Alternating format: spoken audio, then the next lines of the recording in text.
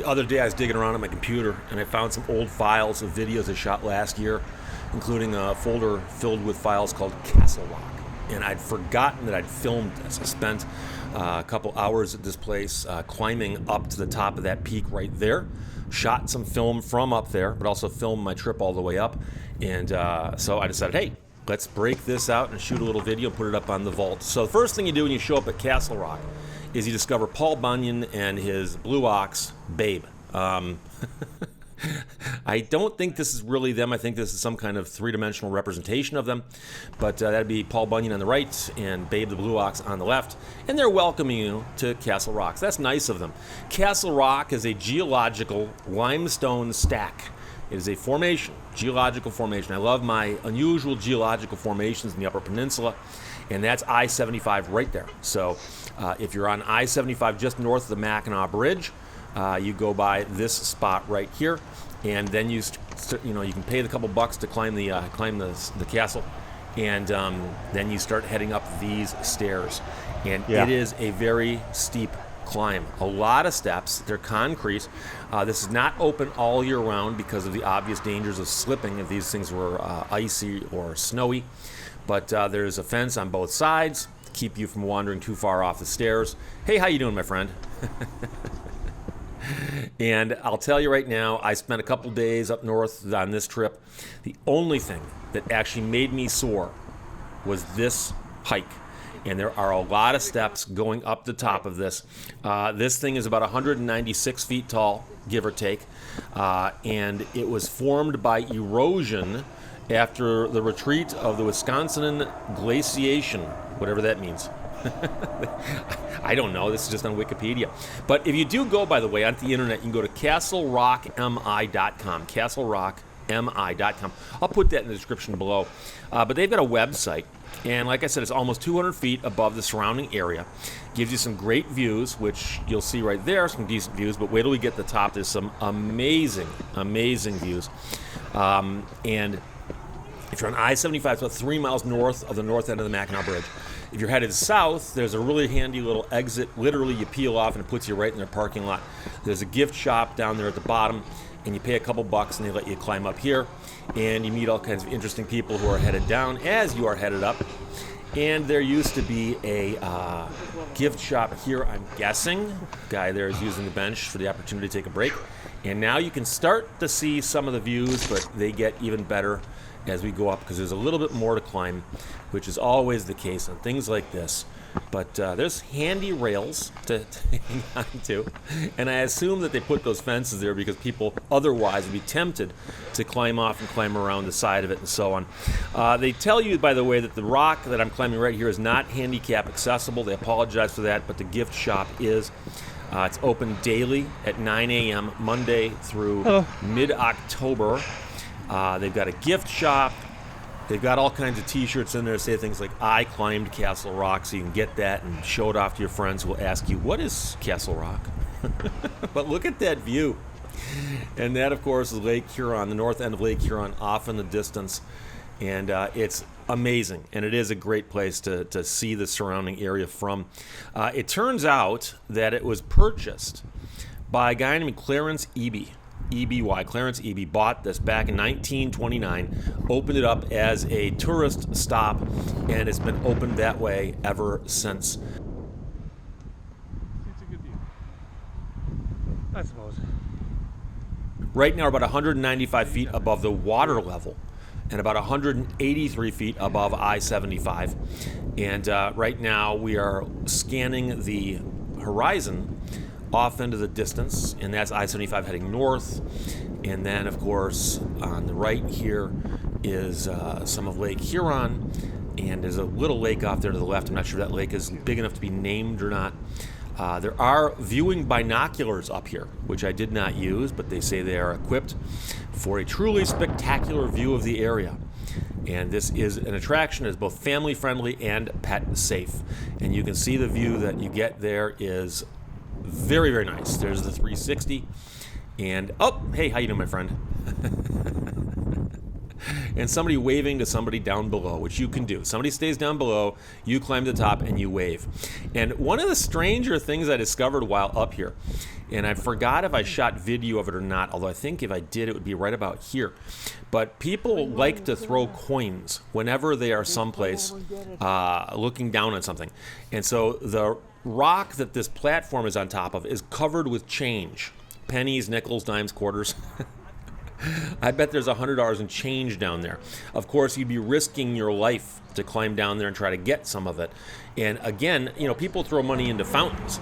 I didn't know that it was a thing to throw money from a geological formation. But I guess if it's an unusual geological formation, and those are what I admire so much, I guess you do that. So down there again is St. Ignace, and the Mackinac Bridge is off in the distance there, I believe. And the Mackinac Bridge, of course, is the 5-mile-long suspension bridge that connects St. Ignace with Mackinac City. Yep.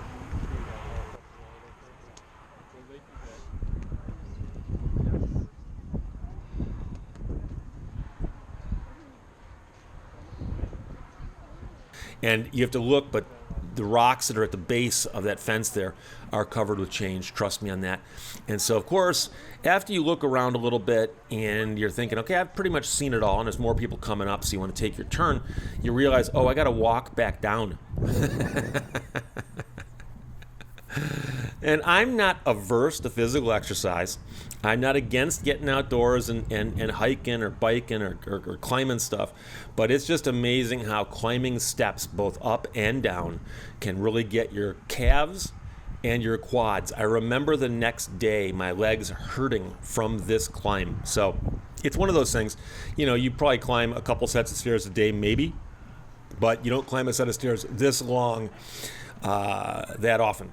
And so to climb all the way up, all the way down, it will get your legs sore the next day. So heading back now, and I guess this fence went up fairly recently in the history of the rock.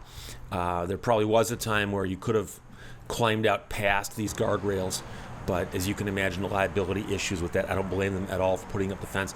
I actually went to TripAdvisor and read some of the reviews of Castle Rock. And most of them are like, oh my God, this is so cool. It's so inexpensive. It's something the kids can do. Everybody enjoys it. It's just fun. Just do this. You can bring the dog, as you can see.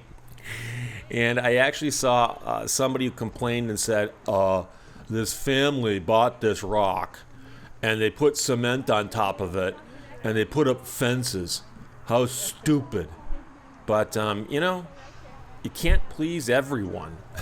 So I believe right about now we're going to start making the long climb down. And it was a lot of fun. And what's strange about this, I'm wondering, by the way, they say that you can see for 20 miles up here, which sounds about right. I'm wondering if my family ever stopped here, because I don't remember. And my family came to the UP at least once a summer, every single summer that I was growing up. So my grandparents all lived in the UP. And so I know that we drove past us. And I just know that my older brothers and I had a really good ability to nag my parents, say, can we stop, can we stop, can we stop? So I'm kind of surprised. But then again, we tended to cross the bridge and make an immediate left onto US 2 and take us by Paul Bunyan pasties and Lehto's pasties and so on. So it might be that we just didn't go past this very often. Because it's not an expensive stop, so it's not like, we can't stop there, it costs too much money. And I'll tell you right now, if you're traveling in a station wagon with 6 boys and you're cooped up in that vehicle for 6-7 hours straight, you want to stop someplace like this, get the kids out, and get them, up and down those steps a few times. And they'll probably shut up and sleep for the rest of the trip. So that's just a pro tip from me to you. But again, you can see I stopped here and I'm just kind of taking in the views. That's St. Ignace off in the distance. There's a water tower there for St. Ignace. The bridge is way off in the distance, but you can see it. And quite form-fitting. Coincidentally. Now we're going to start our climb down the stairs back to the base, where we'll get to visit one more time with Paul Bunyan and Babe, the Blue Ox, which is interesting because Paul Bunyan is one of those legends that if you grow up in Michigan, you think it's a Michigan thing until you hear that it's also a Wisconsin thing, and then you hear it's also a Minnesota thing. So everybody claims it's local to them. So kind of climbing down here. And by the way, I'm just narrating this obviously at a later date, so I am not paying any attention to what's being said in the video. I'm stepping all over myself because I think I was talking, but I was not narrating this as I was doing it. That's not that easy to do because the camera that I'm using here has a front-facing microphone. So I'd have to be in the shot to be narrating this as I'm doing it, which I didn't feel like doing. There's a couple little clips where you can see me, but other than that, this video ain't about me. It's about Castle Rock. So I'm always curious, like I said, was this a refreshment stand? Did they sell curios here? What did they do here? But don't know. This is only the first time I've ever been up here, so I don't know much about the history. But apparently the same family that bought it back in the 1920s still owns it, still runs it, still operates it and all that, so that's pretty cool. And here's the hard left, and now we're heading down. So not a whole lot else to tell you about this. I had a great time climbing Castle Rock, and I would recommend it for anyone. And if for no other reason, you can't beat the price, because I think it was $1, but it may have been $2. But it was so de minimis, as I like to say, that I actually thought to myself, you guys should charge more. But I thought that to myself, but I did not say it. So again, Castle Rock in the Upper Peninsula of Michigan, about 3 miles north of the north end of the Mackinac Bridge. And you would pass by this way if you headed straight north out of St. Ignace as opposed to heading east or west. Yeah. West, of course, would take you towards the other end of the Upper Peninsula. And you can't really head east directly out of St. Ignace. You got to go up and cut over. But you will pass this by, and you cannot miss it, by the way. You see it from either direction from miles back, where there's just this big thing sticking up, and it says, For a buck, not a bad deal.